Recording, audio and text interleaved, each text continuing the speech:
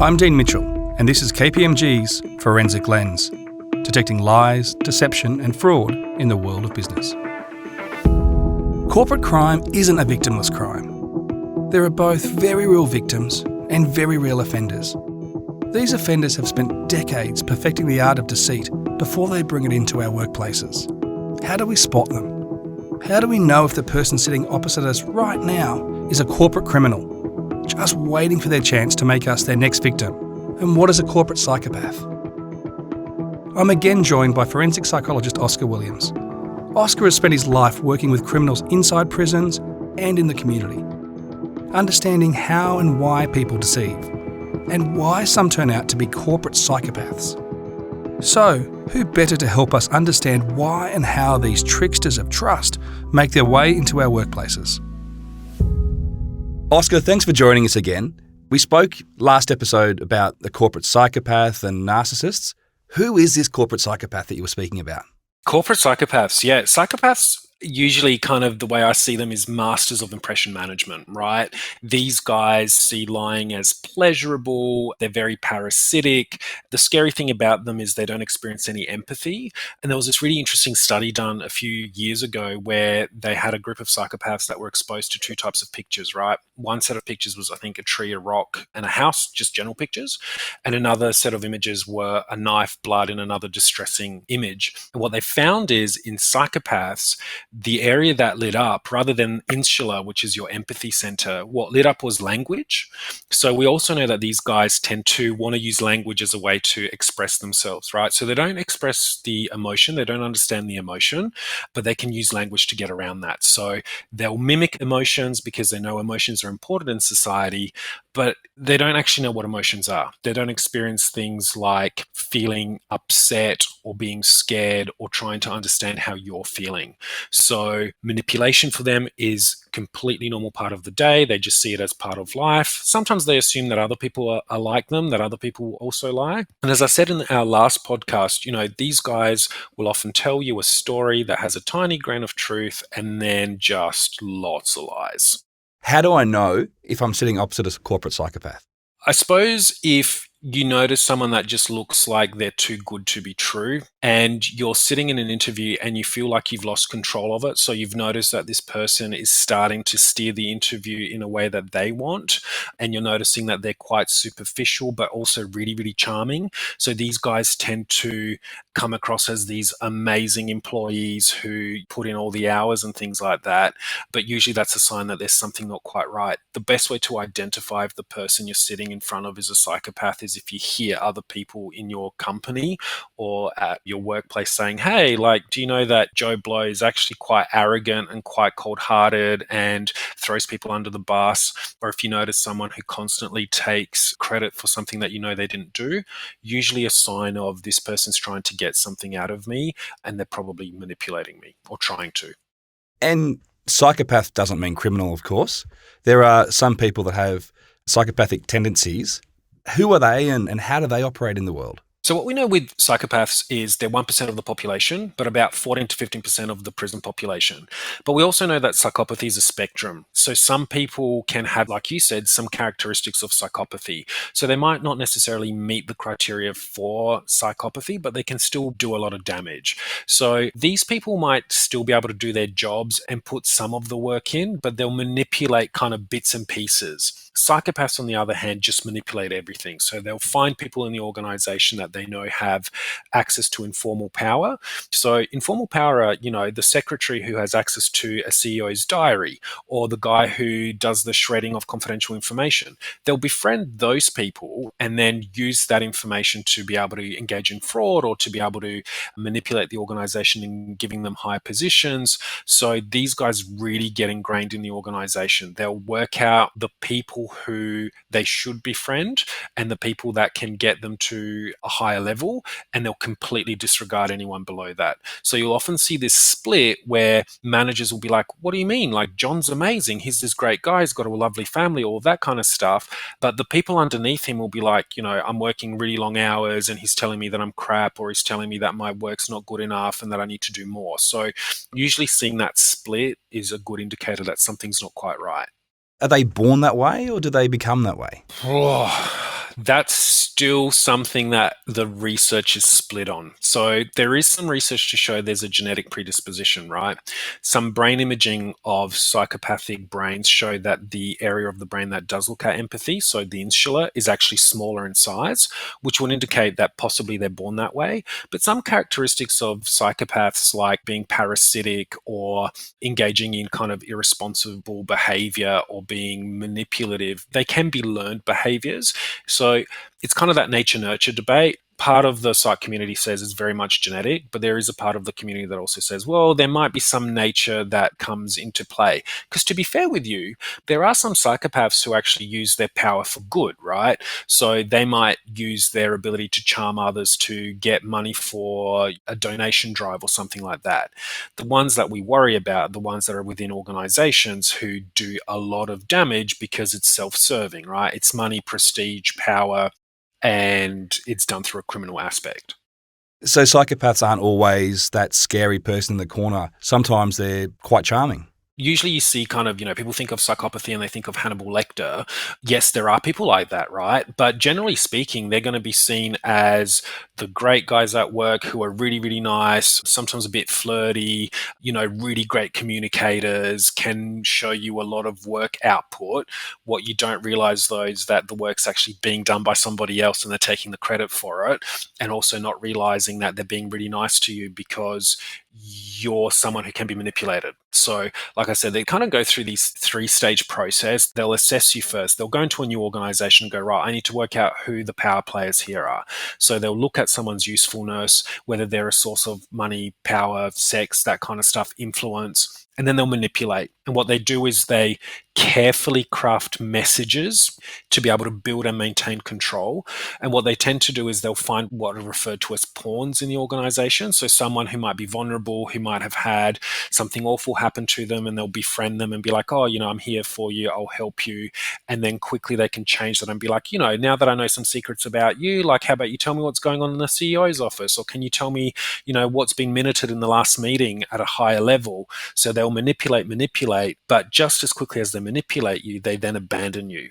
So a lot of the times people that have unfortunately been victims of these guys, and I'm saying guys because it generally is men, end up kind of waking up one day and being like, what's going on? Like, when the lies come out, they don't believe them, right? They still believe the perpetrator rather than the information that's being presented. It's a really interesting point you raised there about most psychopaths are guys. Certainly most corporate criminals, the research suggests, are guys. Why is that? Well, I think, first of all, generally speaking, in terms of crime, we know men commit more crime than women do anyway. Part of it could be that, men are more driven towards powerful positions. So they're more likely to be kind of those go-getters and want to climb the corporate ladder. And men are more likely not to think through emotionally, right? Not saying that women are all emotional, but women have a much better capacity to understand emotional intelligence, right? They will look at a situation and go, right, if I do this action, this person will be hurt and this is what it means for them. When men are seeking power or prestige, it's kind of that blindsidedness, it's that one aim that I have, so they're more likely to do more damage. And of course, statistically speaking, still at the moment, when we're looking at CEO level positions, it generally is mostly men. And we know that the typical fraudster is someone in their 40s or their 50s, usually first-time offenders, have university degrees, higher level positions in those organizations. So it's probably part of the reason. But there are still female psychopaths, right? I don't want people to think there's no women who engage in psychopathic behavior. There definitely are. And you touched on there the typical fraudster. Can you tell me more about that? Who are they? Again, mostly men. We tend to see kind of 40s to 50s, those positions in power, because for you to engage in fraud, you kind of have to have some influence, right?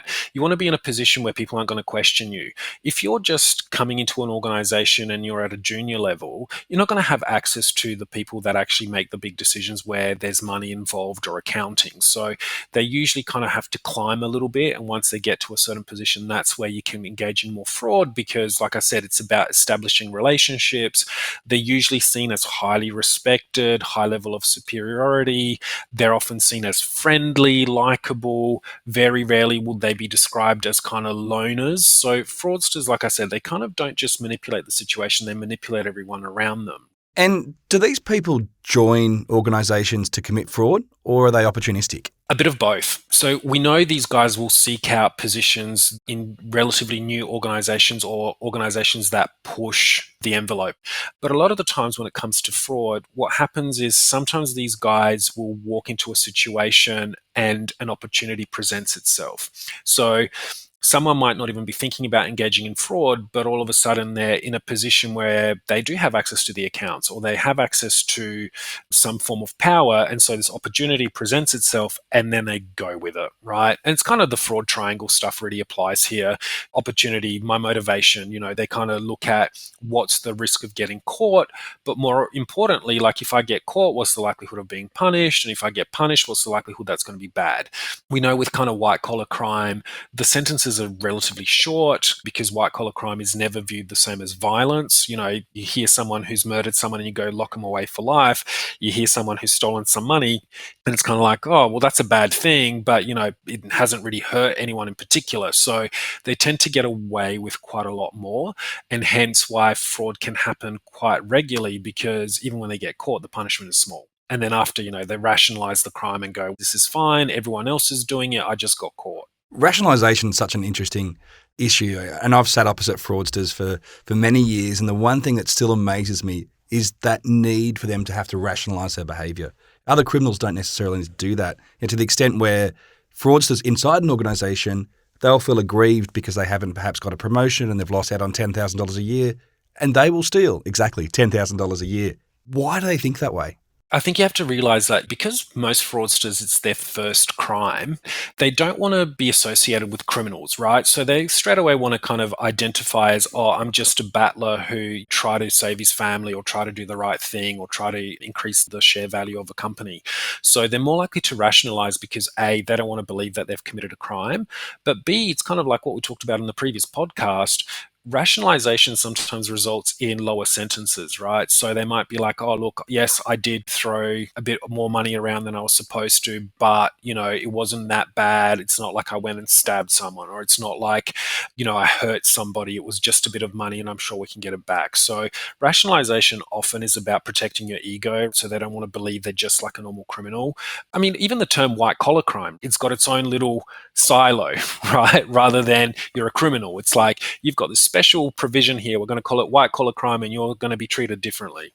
What are the differences between white collar criminals and the rest of the crooks? Whoa, big question. So it really depends on the type of offending. A lot of the times, white collar criminals, it's about money, prestige, and power. When we're looking at violent offences mostly are about power or control, right? If we're looking at things like DV, it's power and control. When we're looking at someone who decides to run a gang, it's about making some money, but again, it's about power and control. White-collar criminals, it is more kind of about making money if we're thinking about fraud. So they'll look at other people and go, like all of these people have these amazing lives and this person on Instagram's on a private jet, like I should be able to do that. So again, they kind of rationalize it and go, well, I'm just trying to live the American dream, so to speak, or kind of live the Western world's way of living. So I think kind of that's the bigger difference. Usually it is about trying to keep up with the Joneses, whilst general criminals, it's about getting back at someone. And like I said, for psychopaths, it's also a game and they kind of enjoy the process. It's interesting because we know when we sit down with a criminal, they're going to minimise their behaviour. The one thing I've always found really fascinating with fraudsters, which is different, even when they want to tell you all of the fraud they've committed and they tell you about the crimes they've committed, they often underestimate their frauds by many, many multiples. And that's not actually them deceiving you. It's them deceiving themselves, isn't it? Yeah, it's that self-deception that we talked about before, right? It's not wanting to realize that actually what they're engaging in is really, really problematic. And I think, some of the criminals that I've worked with who might have engaged in robberies of banks and stuff, they go, well, they're insured, right? So no one loses anything. Like the bank will get its money back. But a lot of the times, you want to lie to yourself and go, oh, everyone's making me out to be this awful person, but it's not really that bad. And like you said, when you're like, hey, mate, do you realize across, the last 6 months, this is the amount of money that was lost? They kind of get a bit of a fright. And oftentimes you'll see them stutter a bit and then still try to find a way to minimize that, even though you've presented them with the facts. And when you confront those fraudsters with the facts or call them out on that deceit or that undervaluation, do they react differently to other criminals? Generally speaking, when you call a fraudster out, say if we start with the psychopaths, right, they'll do what we talked about before. They won't get embarrassed. They'll just adjust the story. So they'll go, oh, yeah, but actually what you're missing is X, Y, and Z. Other fraudsters tend to deny, or a lot of the times what we see is blaming others, which you don't tend to see in other criminals. A violent offender is not going to blame someone else for their crime because that's what prisoners call a dog act, right? Or it's ratting someone out. So a lot of the times other criminals will actually admit to it eventually and be like, yeah, I did that, right? A lot of the times fraudsters will blame someone else, play the victim, deny, or find a scapegoat. And they'll say, well, actually, yes, I did do this. However, it's because I was under pressure. Or yes, I did do this, but it's because our projections were supposed to be us making a profit of $1 million and we were under, so that's why I was made to do this.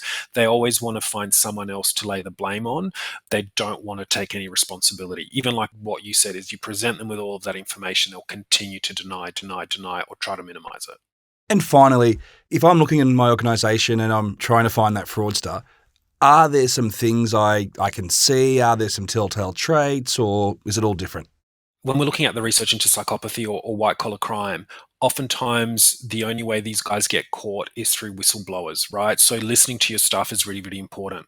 Because like I said, these guys will know that you're someone in power. So the way they present themselves to you will be very different to how they present to people that are their subordinates. Because they know that they have to keep you happy so you don't feel like there's anything going on. So a lot of the times if you notice a team that's quite unhappy or there's grumblings or someone saying that this guy took credit for it, I'd be looking at that. You want to get the information from people that see these guys on a day-to-day basis. Because like I said, psychopaths, they can present to you for short periods of time with that impression management stuff, but they can only hold on to it for so long because it takes them energy.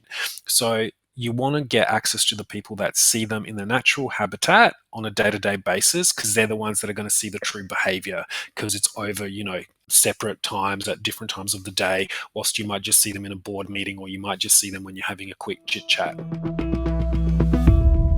Sadly, these fraudsters and corporate criminals are often good at what they do. They take our trust and they use it against us, lining their pockets with our cash. But often, they also get caught. When they do, they end up in an interview room, opposite a detective or a corporate investigator. Next episode, we'll be joined by Professor Becky Milne, who has developed interviewing techniques for police forces across the globe to learn what really happens inside the interview room. Most of the research really shows that you cannot detect deceit through non-verbal behaviour.